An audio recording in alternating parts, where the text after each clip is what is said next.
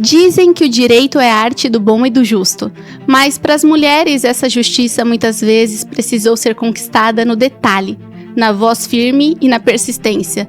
Neste mês de março, nossa conversa atravessa os tribunais para falar de vida. Vamos mergulhar na carreira de uma das mentes mais brilhantes do direito paulistano para entender onde estamos e para onde vamos na busca pelos nossos direitos.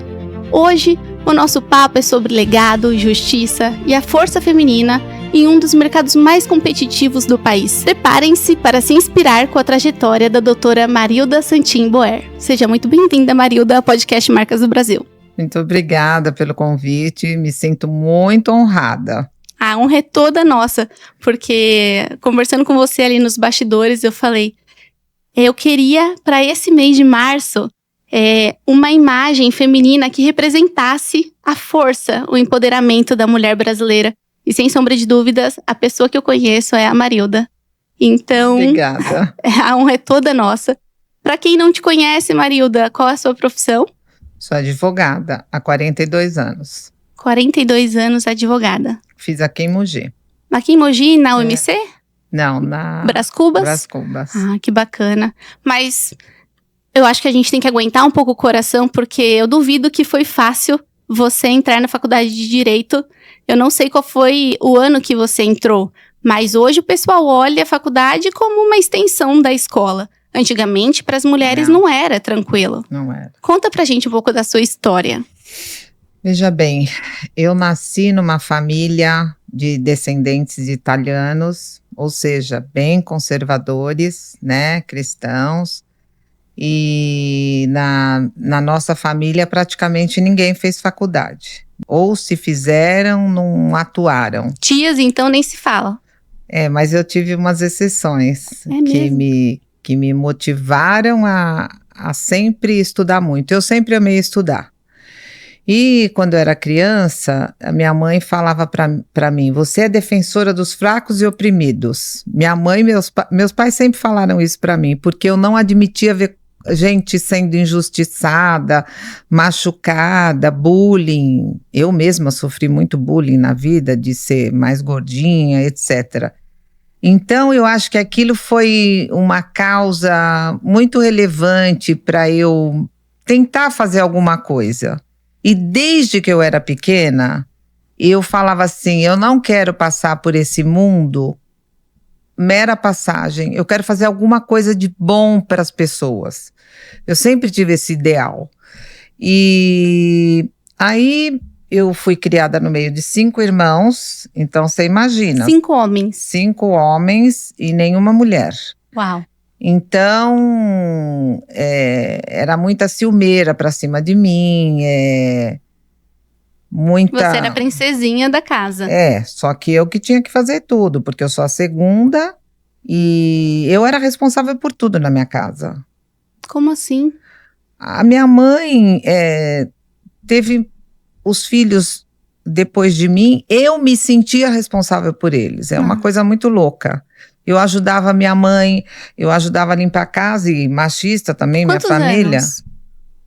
Eu desde 6 anos eu que fazia o TOD para os meus irmãos. É mesmo? Para os menores.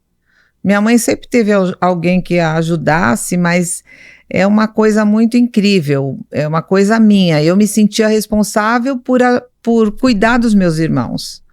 E até hoje é assim, creia. Uau. Até hoje. E, você chama a responsabilidade para si.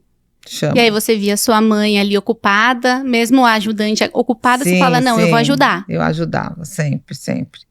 E daí eu sempre amei estudar. Meus pais nunca se preocuparam comigo nesse ponto. Quando eu cheguei na fase de fazer faculdade, meu pai tinha muito medo, porque naquela época a faculdade era sinônimo de perdição, de libertinagem, etc. Era visto com maus olhos. Então meu pai falava, não, minha filha, você é muito simples e como que vai ser? Só que eu tinha uma tia maravilhosa, irmã mais nova do meu pai, que ela era professora de faculdade. Uau! Professora de faculdade? Professora de faculdade. Ela foi minha musa inspiradora. A gente tá falando anos 70? Anos 70. Hoje ela teria 77 anos hoje. Qual o nome dela? Dorcas. Era a irmã mais ela nova era solteira, do seu... naquela época ela era solteira e ela era meu modelo de inteligência, de pessoa pra frente, simpática.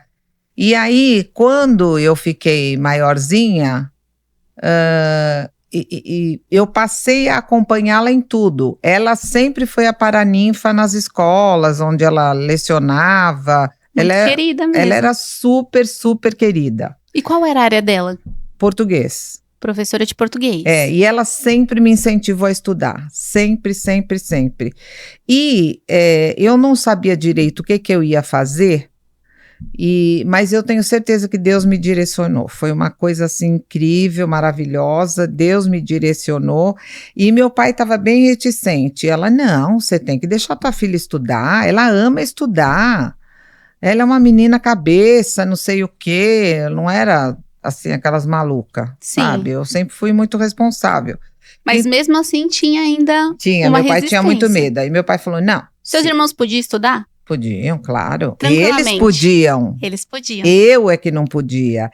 Eu é que tinha que ajudar minha mãe, não eles. Não tinha repartição de tarefas. Não tinha. Era extremamente machista italiano. Lavar a louça, homem, nem pensar. Não, sempre eu. Sempre, tudo era eu. Entendi. Aí, o que aconteceu? Meus irmãos até estudaram, mas também não atuaram, nunca.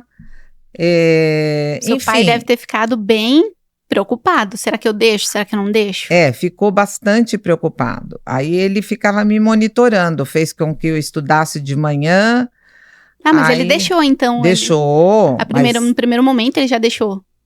É porque minha tia fez a cabeça dele. Ai, que bom. E a minha avó também, que era a minha modelona, maravilhosa. Meu Deus, a sua avó. Ela falava parceira. assim,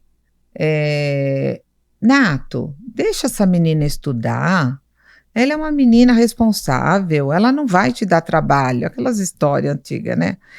Bom, aí o que aconteceu? Quando eu me formei, meu pai ficou muito orgulhoso. Muito, muito, muito. E eu, naquela época, estava estudando para a magistratura. Mas, por isso que eu digo, Deus foi cortando os meus caminhos. Eu recebi propostas excelentes quando eu fiz uma entrevista aqui. Demorou 2 meses, eu já estava fazendo mestrado e daí Deus fez uma modificação na minha vida que não era para eu estar no serviço público. Hoje eu entendo. Mas também eu tive a graça de meu filho estar. Então, para mim... Seu filho cursou direito também. Também. Eu fiz muito a cabeça dele porque eu percebia que ele tinha todo o tino para tal.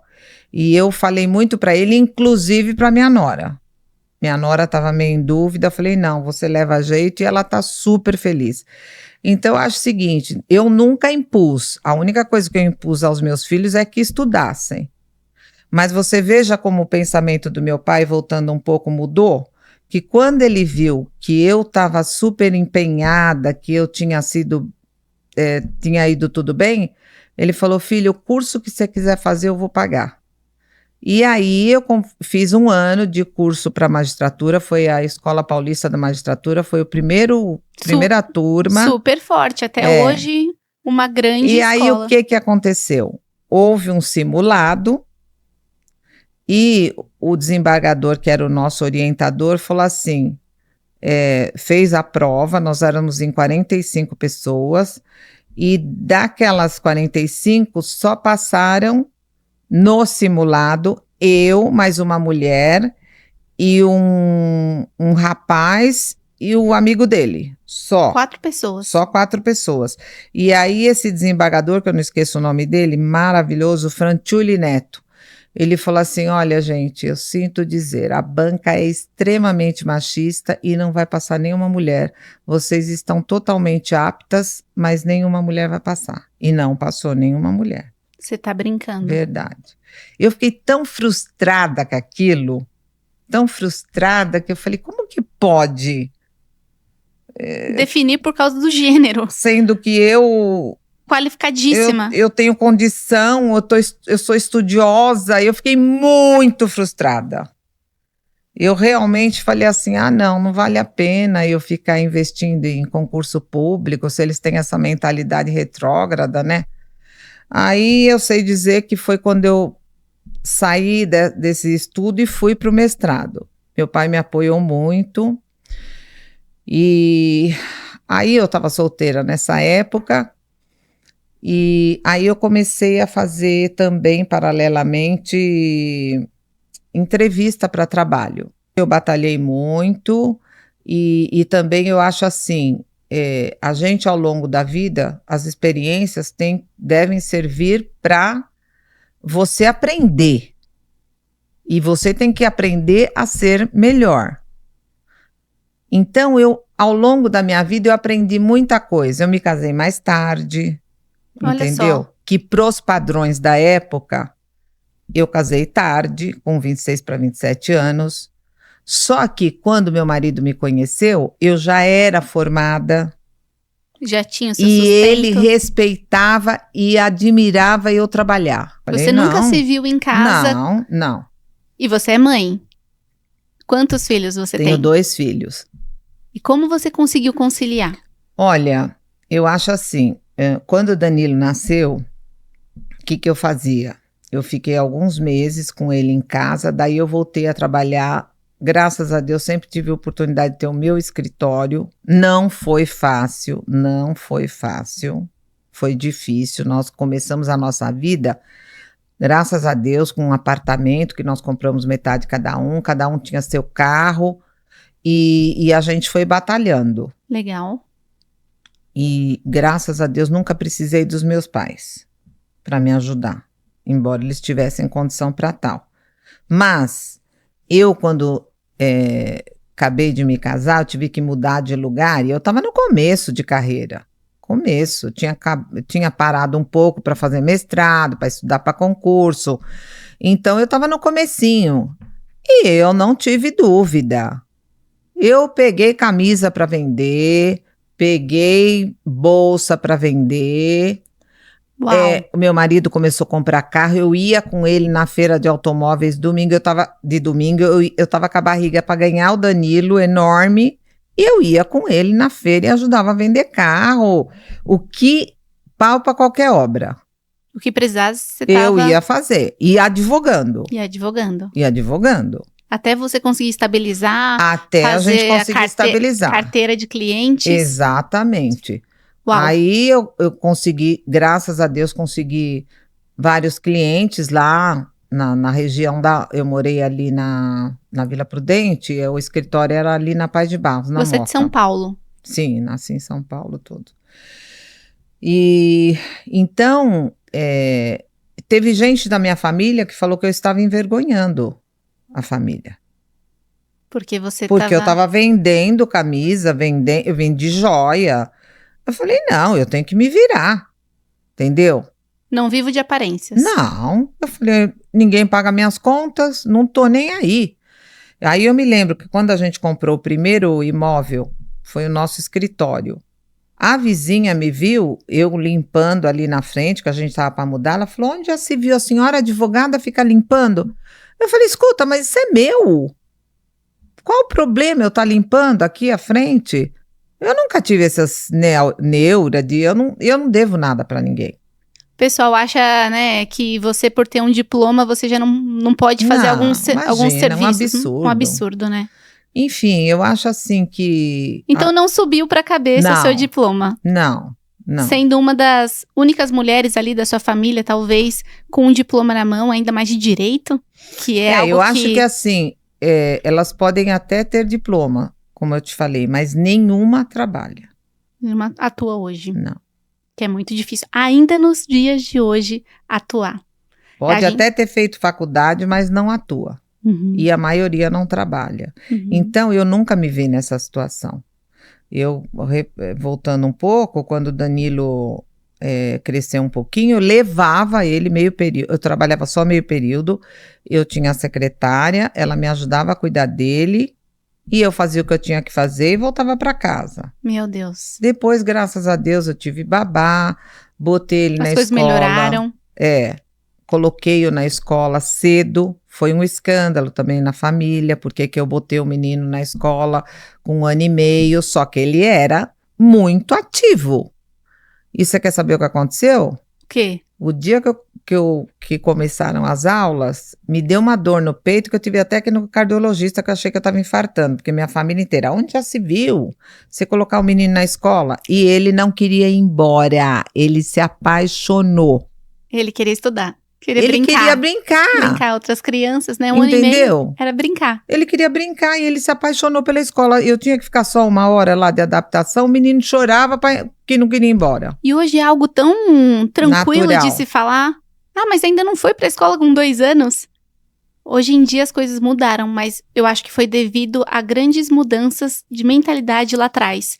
Você encarou isso? Encarei. Você minha família com seu esposo inteira, deve ter ouvido muito. Minha mãe, minha sogra, amava minha sogra, foi outra pessoa divina na minha vida, maravilhosa. Sempre que eu precisei, minha sogra, minha cunhada ficaram com eles. E a gente ia viajar, eu levava a rede de apoio, as duas juntas, que eu sempre amei demais minha sogra, sofri horrores quando ela morreu, eu amava a minha sogra, paixão.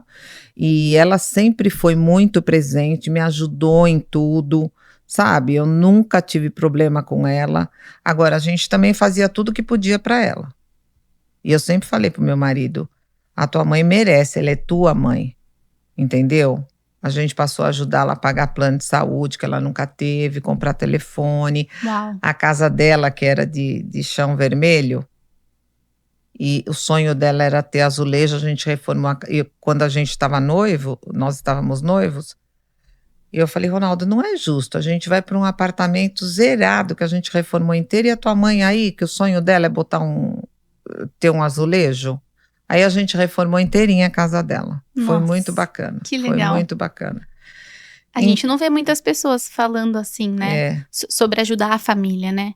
E vocês, com esse olhar, você se mudando ali, né? Tipo, tendo uma condição de vida melhor e você ainda olhando. Eu não consigo, assim, ver só o meu lado. Eu sempre tive essa questão. É muito fácil você falar, pobre, vai fazer o quê? Entendeu? Não é assim, você tem que ajudar. E outra, cada pessoa, eu aprendi muito isso com meu pai. Meu pai era sabedoria extrema. Eu era mais radical quando era mais jovem, então eu vi uma situação e a gente, quando é mais jovem, a gente já julga. Aí hoje, com a maturidade, que todo mundo tem essa mesma situação, você respira fundo, pensa 2 vezes, aí você fala, poxa, ele não teve essa oportunidade, ele foi criado. Hoje ainda a gente estava falando, né, da guerra. Nós somos ultra privilegiados de termos nascido no Brasil. É verdade. O Brasil é um país novo, cristão, riquíssimo. Pena que a gente tem esses infelizes que só pensam em roubar. Sim, temos um problema grave de corrupção, né? Na nossa política. Exatamente. É um povo muito acolhedor, muito acolhedor. Mas eu penso o seguinte, não adianta a gente pensar, não tem jeito. Não, você tem que fazer tua parte. Você tem que ser aquele passarinho que pega uma gotinha e na floresta pegando fogo e joga a tua gotinha, faça a tua parte. O que está ao teu alcance, está na tua frente, você tem que fazer. Você não pode falar, eu fico doente com pessoas assim que não têm atitude, não tem mais jeito, sabe? No nosso país. E mesma coisa nos processos, te digo uma coisa, eu não me dou nunca por vencida, a não ser que chegue num ponto que não dá mais. Mas quantas e quantas vezes eu pedi a Deus, falei, poxa, essa causa é justa, meu Deus. Olha só que entendimento e pipipi, popopó. Bom, na última hora, eu apelei e pus o que eu sentia. E deu certo. Uau! Entendeu? Porque a gente tem que mostrar para o julgador de forma muito objetiva. E eu, às vezes, peco por ser muito objetiva. Tem outra coisa, o juiz sabe a lei. Você não precisa ficar enchendo linguiça. É verdade. Eles não vão ler aquilo. Eles sabem, você tem que falar os fatos. E eu sempre tive ser mais isso objetivo. De forma muito pontual. Pragmática. Totalmente. E aí, o que aconteceu? Uma vez, uma exceção muito grande, num caso bem complexo, o tribunal nos chamou, quando nem tinha negócio de conciliação, nos chamou para conversar com as partes. E ele pegou e falou assim para mim, me marcou aquilo, parabéns, doutora. É raro ver uma petição tão objetiva e pontual como da senhora. O que esses advogados cismam que tem que ficar fazendo páginas, como se a gente não soubesse o direito? Como se fosse ganhar ele falou, no número de páginas. Não aguento mais ler isso. Ele falou, não aguentou. Uau. E teve até anteprojetos, se eu não me engano, de ter no máximo 10 folhas uma petição. Uau. Realmente uma pauta importante. Porque não é só o processo dele que precisa ser decidido, né? São milhares de processos. Tem que ter uma objetividade, né? Tem. E aí, assim, ao longo da vida, a gente eu fui me transformando, principalmente a maternidade, eu acho que muda muito a nossa cabeça. Você tem 2 filhos, você sabe. Muda muito a nossa cabeça. A gente passa-se, que nem hoje, quando você vê uma situação, você se põe no lugar daquela mãe, né? É verdade. Que tá naquele sofrimento, etc. É a maturidade, né? Que traz também com as responsabilidades, né? Exato. Cuidar de outro ser, pôr no mundo, né? E eu também dou muitas graças a Deus, porque quando eu casei, eu já estava com uma idade considerável, madura, e o meu marido também era uma pessoa com cabeça aberta. A mãe dele sempre trabalhou. Uau! E ele falou, mãe dele? A mãe dele, ela era tecelã. E ele, embora tenha sofrido, porque ele queria chegar em casa e a mãe estar, e ele ia todo dia na esquina esperar a mãe, sentia falta. Uau! Mas ele achou maravilhosa a atitude dela de, assim, ajudar nas despesas. E falou, eu falei, o que você acha de trabalho? Paraná? Ele falou, não, eu quero casar com uma mulher que trabalhe, nunca casar com uma mulher que não trabalhe, que não sabe o preço das coisas, não tem noção. Ele falou, então eu fiquei muito feliz. Eu acho o seguinte, as mulheres alcançaram, ok, teve luta, só que eu acho... Você fez parte dessa luta? Fiz, só que eu acho o seguinte, eu vi que a minha família, os meus pais, meus irmãos, eles passaram a me respeitar muito. E você veja, eu advogada recém-formada na área criminal tributária, eram poucas mulheres que iam trabalhar nessa área.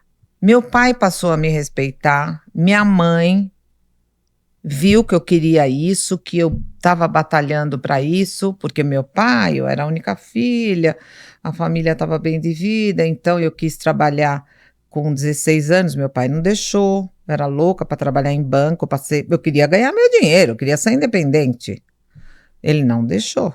Você nasceu na época errada, eu acho, hein, Marilda? Você nasceu na época errada. Várias vezes eu pensei isso. E muitas mulheres como você também devem ter pensado. Ao mesmo tempo, eu sou muito romântica, muito, muito, muito. Parece um disparate, né? Mas eu adoro ler romance. É mesmo? Até hoje. Adoro história de amor. Eu acredito no amor. Isso é lindo. Eu acho que a minha vida é pautada nisso, junto com meu marido, a gente tem os ideais, a gente se respeita muito, entendeu? E ele me admira, assim, porque eu sempre sofri muito com a minha personalidade forte. Eu falava assim, meu Deus, eu sou muito... As meninas na minha época eram um pouco mais, bem menos que eu. Intensas. Não, eu sempre fui muito intensa. Eu falava assim... Eu confesso para você, eu sofri muito porque eu achei que eu não era a filha ideal dos meus pais. Eu imagino. Porque eu achava que eles queriam uma menina mais delicada, mais caseira, mais isso, mais aquilo, eu era o contrário. Eu adorava sair. Você foi criada com meninos. O que Eu exigia? adorava sair. E eu nunca fiquei em casa mesmo. Essa minha tia, a gente saía todo final de semana, viajava direto. Então foi maravilhosa a minha juventude. Entendeu? Porque eu pude ser livre. Assim, Isso é importante falar. De ter amizade com as pessoas, de não ficar trancada dentro de casa, que eu nunca gostei. De ser respeitada como Exato. E mulher, aí meu pai passou a ver isso com bons olhos. Entendeu? Você ganhou o respeito dele. Ganhei. Meu pai e minha mãe. Porque minha mãe foi criada para ser do lar, entendeu? Para criar filho. E eu sempre falei... Era o que ela tinha para te passar de criação. Só que você não se encontrou nisso. Não. Você falou, tem alguma coisa que eu quero mais. A minha mãe falava assim, que eu tinha que ver alguém, que eu não gostava de ninguém, que também eu tinha uma personalidade muito forte, que moço, que não sei o que lá, né? No nosso ambiente cristão. Meu pai nunca falou para mim, casa, minha filha, olha, tem esse... Nunca. Você acredita? Uma coisa incrível, né? Ele tinha muito medo, porque ele falava assim, é uma oportunidade única na vida. Se não der certo, vai estragar. É um tiro só que você tem direito. E ele te amava muito para poder te jogar num fogo assim. Então, ele deixava eu viver minha vida. Nesse ponto, ele me respeitou muito. E a minha mãe, por sua vez, fez o papel que eu também faria. Seu filho é juiz hoje. Também foi uma realização, a gente deu muita força para ele, minha filha é arquiteta. Você se realizou no seu filho? Me realizei. Isso é incrível, é muito bom, né? Porque eu lutei para eles estudarem, eu batalhei, ele estava assim meio indeciso, eu falei, não, você vai em frente. Não é fácil, né? E quando ele foi reprovado, numa das vezes, ele ficou doente, ele ficou literalmente doente. Então, eu falei, não. Acho que foi até de um concurso em São Paulo que teve a prova anulada. Foi. Segunda fase. E ele fez 85 pontos. Foi a melhor pontuação dele em primeira fase. Ninguém faz essa pontuação. E aí chega na segunda fase, acho que tinha um gabarito dentro da prova. Tinha gabarito dentro da prova. Quer dizer, é uma bagunça às vezes, né? E aí, esses todos bem pontuados, pelo que a gente viu... Nossa, 85 pontos. Cara, ele quase gabaritou praticamente. Eles não passaram na outra prova. Ele se frustrou que ele não queria mais. Eu falei, não, você não vai pôr tudo a perder, não. De jeito nenhum. Eu acredito em você e eu tenho certeza que você vai passar. E o que tiver que te dar de força, nós vamos mudar. Como mãe, é esse papel. Eu falei, não desista. Que muda tudo. Eu e meu marido, não desista. É o teu sonho, você vai se realizar. Você vai um dia se realizar nisso. E ele tá hoje, graças a Deus, muito bem. Hoje ele tá realizado também. Tá, super realizado. Super. E você hoje, orgulhosa como mãe? Muito. Fez o seu papel. Sofri bastante, né? No dia da posse eu tava... eu não consegui nem rir nem chorar. Eu fiquei meio em choque, assim. Você mostra muito uma força genuína, mas por trás uma manteiga derretida. Sou. E eu sou muito apegada nos netos. Imagino. Eu procuro falar com eles todo santo dia. Entendeu? Sou apaixonada por eles. E os da Mariana também, que ela mora em Campinas. E... Faz parte. Faz. Mas aí, hoje eu entendo também que nem eu falei, quando eles se casaram, eu nunca chorei. Eu estava feliz por eles estarem felizes. Nunca me deu essa, ai, meu filho casou, tenho ciúme. Não, nunca tive isso. Sempre feliz. Não. Por eles estarem realizando Agora, sonhos. claro, quando entra neto na jogada, que eles moravam 5 minutos de casa e eu os via todo santo dia, aí você não vê mais, eu sou louca por bebê, sou louca por criança. E eles foram bem novinhos, né? Foram. Bem pequenos. A infância deles é o que você sente falta de estar fazendo, de estar perdendo um pouco a infância. Ah, mas a gente tá indo bastante, É viu? mesmo? Oxi! Que legal.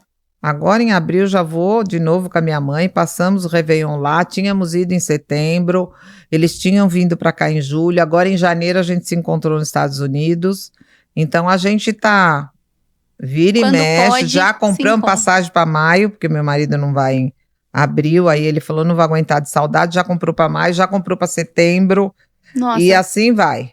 Aí vocês vão conseguindo manter ali o contato, porque realmente é difícil. E aí super legal, a gente pega de Viracopos, que a minha filha mora em Campinas, então já aproveito. Ai, que legal, passa lá, dá um beijo. Beijo os netos daqui e vai pros netos de lá. Ai, que delícia. Esse momento que você tá vivendo hoje, vendo, né, a sua família cresceu, os netos chegaram, os genros, nora, você vê que valeu a pena lá atrás ter feito todo o sacrifício como mãe, como profissional, como esposa? Com certeza. Para poder alcançar. Absoluta. Porque quando eles eram pequenos foi difícil, porque meu marido trabalhava das 7 às tanta, né? E lutando, porque ele trabalhava numa empresa e nós tivemos uma outra empresa, formamos uma outra empresa, foi quando ele teve que sair dessa para tocar só a nossa empresa. Foram tempos áureos na nossa vida. E que era nossa intenção. Fazendo negócios com imóveis e ter um pé de meia no futuro. E graças a Deus, Deus nos abençoou nessa parte. E honrou também, né? Hã? E honrou vocês também. Honrou. Era aquele momento que vocês tinham para poder... Vai dar certo, tem que ser agora. E as crianças pequenas. Mãe. Sim. Mãe. Tem tudo uma tá acontecendo. Culpa tem uma culpa tremenda. Tremenda.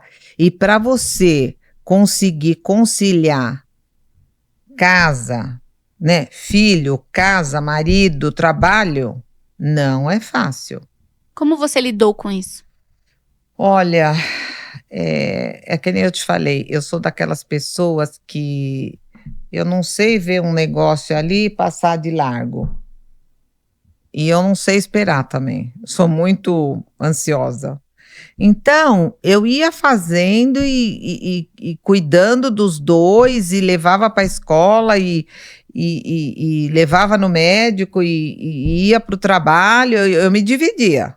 Claro, eu sempre tive alguém, uma babá para me ajudar. Mas a responsabilidade de mãe você nunca delegou? Não, nunca. Isso é importante também. Eu ficava em casa, dava comida para eles, levava na escola, ia buscá-los. Estava presente. Porque aí, quando eles adquiriram uma idade de ir para a escola, que nem o Danilo foi com 1 ano e meio e a Mariana foi com quase 2. E ela já deu um pouco de trabalho na escola. Eu ficava lá esperando. É minha obrigação. Não adianta falar que é pai, tá? Desculpa. É que eu sou louca por criança, sou apaixonada. Eu acho que se eu não fosse mãe, eu ia ser muito frustrada. Talvez se você não fosse se você não fosse mãe nem advogada, você seria professora? Com certeza. Adoro dar aula. E aí você É uma coisa que eu não fiz, mas gostaria de ter feito. É mesmo? Fui convidada, tudo, mas daí é o tal negócio.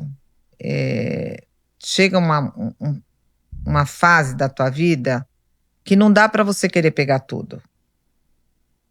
Eu morando, faz quase 30 anos que a gente mora em Arujá, o escritório era em São Paulo, e foi em São Paulo até na pandemia, foi quando eu falei, chega, não dá mais, acabou, não aguento. E graças a Deus, aí as coisas também mudaram muito, né, tudo virtual, sim, e aí ficou bem mais fácil. Conseguiu trazer para Arujá. Porque realmente o trânsito... Não dá, você encarava... E os meus filhos também quiseram muito, uma coisa importante, eu fiquei muito em dúvida quando eu mudei para que escola eles iriam, que eu queria uma boa escola. Aí também para ir buscar todo dia lá, que eu queria colocá-los no Agostiniano, eu falei, não, vai ser massacrante para eles e para mim. Aí a gente colocou, eles sempre estudaram em Arujá. Uma escola boa, provavelmente uma referência. Escola boa. E na faculdade também eu fui meio chatinha com meu filho, eu não deixei morar em São Paulo. Não deixei. Acordava 5 horas da manhã, porque eu acho assim, essa fase de 17 anos e na faculdade é bem complicada. Meu pai tinha razão. Precisa E o meu orientando, filho mesmo né? falou que o povo ia na faculdade e ficava bebendo, faltando aula. É Entendeu? raro, mas acontece muito. Entendeu? Então você queria que ele tivesse ali a melhor experiência dele na faculdade para que Exato. pudesse. Tem outra coisa, quando ele começou a estudar, eu falei, você vai arrumar um estágio, você não quer trabalhar comigo? Não, eu quero ser livre, eu Ter a experiência respeitei. dele. Você quer ter tua experiência? Mãe, como é que eu faço? Falei, vai de balcão em balcão na Justiça Federal que você vai arrumar. Eu quero você, quando voltar, você fazendo estágio.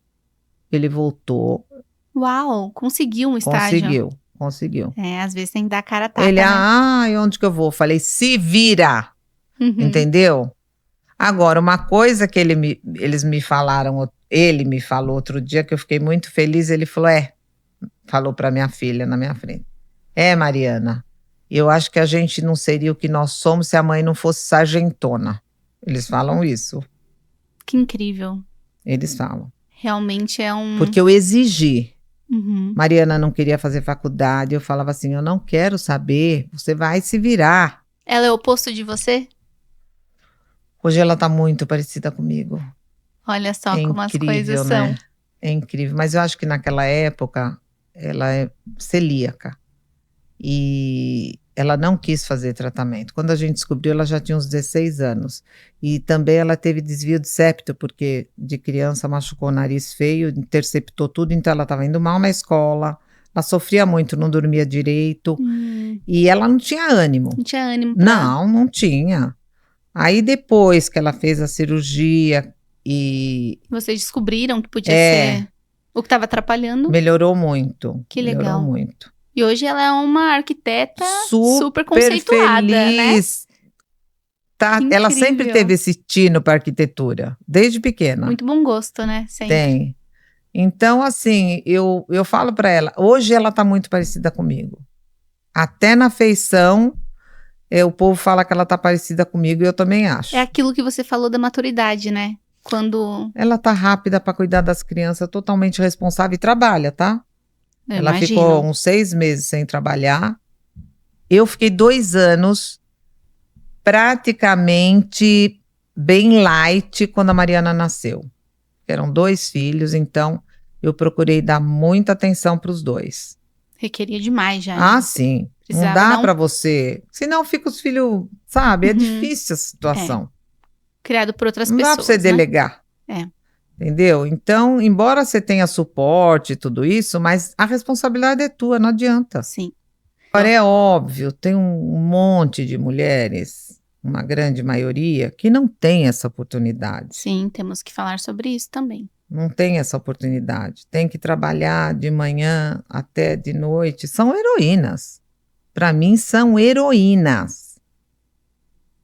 É verdade. E, infelizmente, o que a gente vê?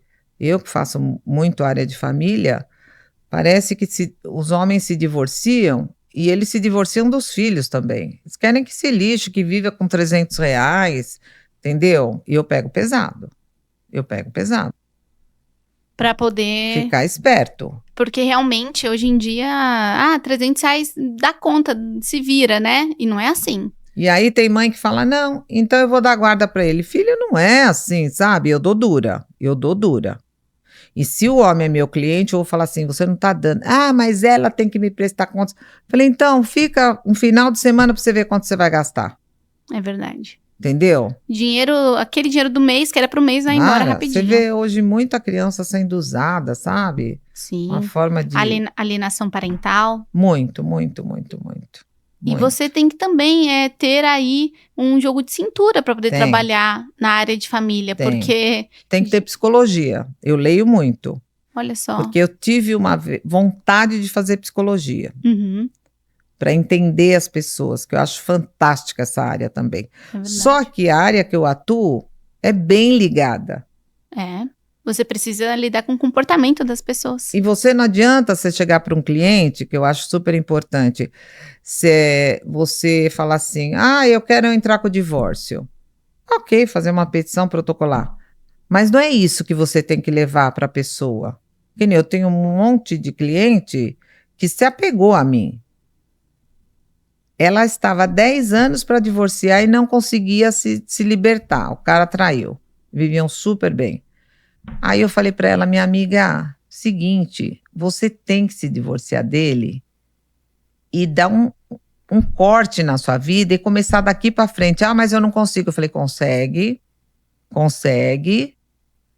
E eu falei, eu falei, tira essa aliança aí. Pode parar. Corta. É um símbolo? Mas é um símbolo muito importante. Tira. E eu fui orientando. Calma, você vai chorar, mas você vai ver que você vai sair de uma prisão. Hoje ela só me agradece e ela que não podia mais ver o homem pintado de ouro, são amigos. Meu Deus. Eu falei, já era, esquece, você tá vivendo do passado, de que você tinha um casamento lindo, maravilhoso. Não conseguia se desvencilhar. Você não sai disso. Ela falou, sofri 10 anos, fui uma estúpida, ela fala. Ela fala pra mim. Mas é difícil mesmo. E ela super confia em mim, tudo que ela tem que fazer, até os novos romances, o que eu acho. Ela fala que eu sou uma conselheira. Sou a conselheira dela. E a gente tem que assumir a dor e tem que enfrentar. Não adianta falar, eu sou forte e eu vou enfrentar, eu não vou chorar, Não, eu me permito. Eu não quero nem saber o que os outros pensam. Mas você teve que passar por situações que te fizeram entender isso. Porque até então você achava que você dava conta de tudo. Eu achava que eu era forte, que eu sempre resolvi tudo. Eu nunca esperei meu marido. Uhum. Tinha que resolver de escola, tudo era eu. Uhum. Eu nem passava nada para ele. Um super peso em cima de você. Muita responsabilidade. Não. Mas desde sempre, né? Você achou que aquilo era normal? Eu achava que era normal. Na minha cabeça, isso era normal. E hoje você tá se aceitando mais. Não, hoje eu aceito as minhas fraquezas. Entendeu? Eu não sou super mulher e falei isso pra todo mundo. Eu não sou super mulher. Eu não sou poderosa, não sou nada disso. Sou frágil. Mas eu me esforço pra tudo. Eu tomo remédio pra dormir. Que eu tenho insônia também, menopausa, tanto problema, né, que mulher enfrenta. Então. Mas eu faço reposição, não quero nem saber. Você procura se cuidar ao máximo. E também se alguém vem falar que não deveria, eu não ouço. Você aprendeu a separar. Se é bom, eu acolho. E principalmente de pessoas mais velhas, amo ouvi-las. Amo, de paixão. Né? Amo. Minha avó era iletrada, mas era extremamente sábia. Extremamente sábia, entendeu? Então ela me ensinou tanta coisa maravilhosa. Meu pai era uma pessoa... Que incrível ouvir você falando isso da sua família. Poucas pessoas, eu acredito, que tiveram a oportunidade de ser criada dessa forma como você. É verdade. Talvez por isso que hoje você se faz ser essa mulher diferenciada por onde passa. Obrigada. Você leva a força genuína de nascer mulher, de ser mulher, de se esforçar ao máximo para conseguir chegar no seu potencial maior. Sou sobrevivente. Eu acho que podemos definir no meio assim. De 5 irmãos. Podemos definir assim. Não é fácil. E essa questão que a gente estava falando, né, das mulheres hoje, né, questão de violência. Fomos agraciadas, acredito eu, por termos uma família, né, estruturada, uma família que nos deu apoio, amor, carinho, mas a maioria das pessoas, muitas pessoas não tem isso. Tem. E é o que você estava falando, o seu filho hoje lida com casos... Violência doméstica. Violência doméstica. E o que você diria, como advogada, e como também mulher, para mulheres hoje que estão nos assistindo e que não conseguem sair de uma situação abusiva muitas vezes, violência doméstica, enfim? Eu digo para essas mulheres que elas deveriam olhar para elas mesmas e verem a força que elas têm. Porque uma mulher que sofre esse tipo de abuso, ela não tem amor próprio, ela fica absolutamente alienada. Eu sei porque eu passei por inúmeras experiências assim com clientes minhas, a ponto de uma ser estuprada, o cara trazer amante lá tomando cerveja na cara dela, ela operada do intestino, o cara estuprou-a e batia nela. Meu Deus. Aí quando a gente conseguiu prender, porque ele era o bonito, trabalhava de motorista de um super empresário, todo de terno, gravata, educadíssimo. Não dá nada, não fala nada. Entendeu? E em casa era um demônio. E ela não tinha coragem de denunciá-lo. Quando ela tomou coragem, eu fui lá e conversei com ele. Fui na casa dela e falei, é o seguinte, ela quer se divorciar do senhor. Ele me tratou igual cachorro. Eu falei, olha, eu estou tentando resolver numa boa, porque ele queria que ela saísse da casa e ele ficasse com a amante lá. Depois de ter eu falei, feito tudo que fez. estou querendo conversar com o senhor numa boa. Depois o senhor não reclama, porque eu não tenho medo não. Depois o senhor não reclama. Aí no outro dia, na madrugada, nós fizemos BO. Na madrugada, ele foi lá e estourou o portão dela. Nós fomos na delegacia e falamos, precisa sair a medida protetiva urgente, 7 horas da noite estava com a medida protetiva, tirando ele da casa. Uau! Tirando ele da casa. Aí ele foi preso. Isso emociona. Foi preso. O bonito foi preso. Todo mundo ficou em choque. Nossa, tá tão educado, tão isso, tão aquilo. Ficou 2 meses preso. Essa mulher, sabe o que fez? O quê? Morreu de dó dele. Foi no fórum, escreveu uma carta que eu que tinha prendido o marido dela, eu que tinha mandado prender, Meu que ela Deus. queria que soltasse, que ela estava com dó dele. Isso acontece muito. Voltar atrás. Ela estava com dó dele. A juíza nem leu. Até porque, o que adianta aquela carta dela? Não serve para nada. Continuou preso. Continuou. Aí ele teve um infarto. Aí ele voltou para casa. E ela aceitou. É complicado. E ela estava com colostomia, com o intestino para fora. Eu falei, esse cara vai acabar com ela. Eu falei, Deus permita que ela estava ruim. Eu falei que ela vá para o hospital e não saia mais. Mas Deus permitiu que ela ficou em casa. Você quer saber o que aconteceu com esse camarada? Não. Quero. Virou anjo. É mesmo? Ele chorava todo dia, pedindo perdão para ela do que ele tinha feito para ela, cuidou dela até a hora da morte. Meu Deus. O que aconteceu? Teve ali uma... Se arrependeu amargamente. Se arrependeu. Mas por quê? Porque foi preso, porque sofreu. Então, a maioria das mulheres não denuncia. Não denuncia. E se denuncia, volta atrás. Exatamente, um monte. E eu sempre digo, já tive inúmeros casos, eu falo assim, eu tô com um caso agora. Vai em frente. Ele é macho enquanto você tá lá subjugada. A hora que você procurar a polícia, ele afina. A maioria absoluta. Maioria absoluta. Mas precisa ter essa coragem para denunciar. Falo, você tem que ter coragem. A gente estava vendo até, inclusive, que a cada 6 horas uma mulher é vítima de feminicídio no Brasil. E essa taxa é altíssima.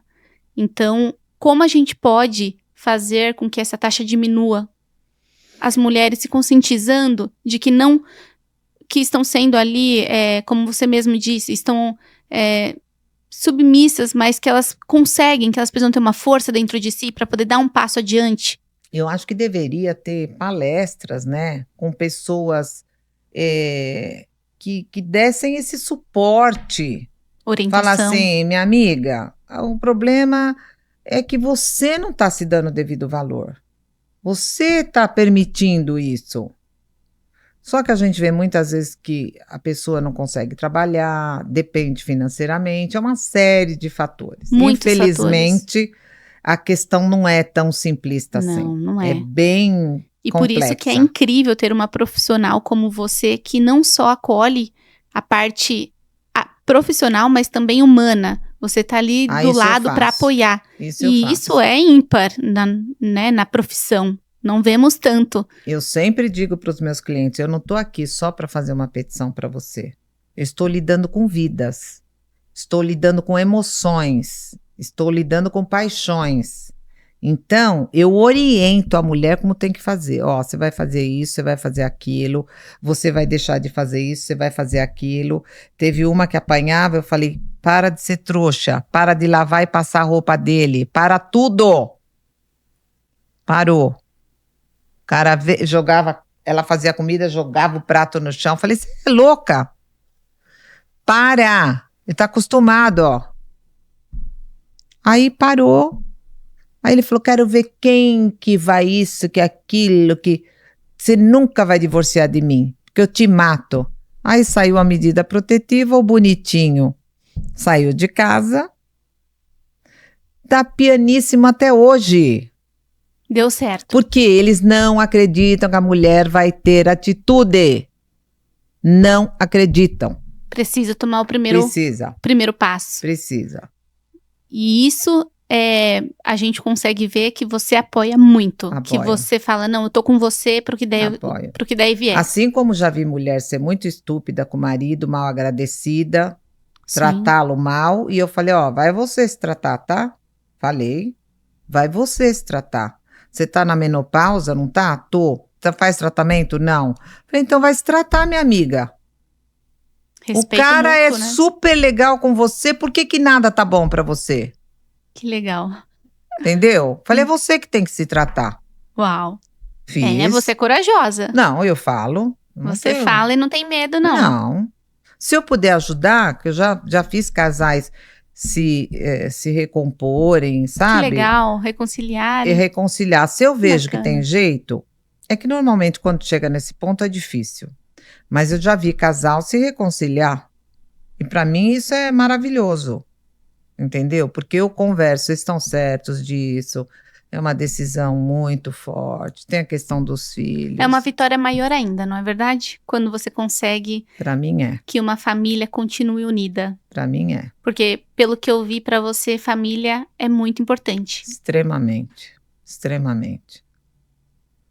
Acho que é tudo, é o suporte. É maravilhoso você ter um monte de irmãos, você ter um monte de primos, de tio, de vô, de vó. E as famílias estão se acabando. Eu faço de tudo para juntar meus filhos, para juntar minha família, para ajudar minha mãe, que ela mora sozinha, tem 84 anos, vai fazer, e é totalmente de personalidade, dirige. Ai, que linda. Se vira sozinha, cozinha, faz tudo, totalmente.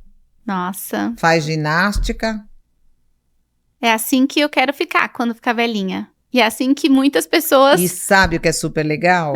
Cada dia um filho vai lá, toma café com ela, leva ela para a igreja, leva ela para cá, né? Leva ela para lá, entendeu? Eu levo no médico, eu dou um suporte daqui, trago ela para casa, entendeu? Agora... Podendo retribuir um pouquinho do que ela fez muito por vocês. Com certeza, ela fez muito. Imagina criar 6 filhos. Realmente uma heroína. Uma heroína. Uma heroína. Estamos chegando ao final, infelizmente, Marilda, eu queria ficar aqui te escutando, pelo menos virando o dia, porque tem muito papo legal pra gente poder uma delícia conversar, né? Realmente você é uma mulher, assim, de princípios, uma mulher forte e uma mulher que emociona a gente, porque Obrigada. Tenho você como uma inspiração. Para mim foi uma grande lição, um grande aprendizado. Espero que para vocês também. E a gente ali no camarim tinha conversado sobre a sua frase, né? Para você poder contribuir com a nossa caixinha de Pandora. Se você puder pegar uma frase, vamos ver se faz sentido para você. Um participante que veio deixou uma frase pra gente. Transformar vidas, libertar o ser humano. Educar é além da sala de aula. Acho que começa aqui. Educar é além da sala de aula. É transformar vidas, libertar o ser humano. E advogar também é isso. É verdade. Você liberta seres humanos.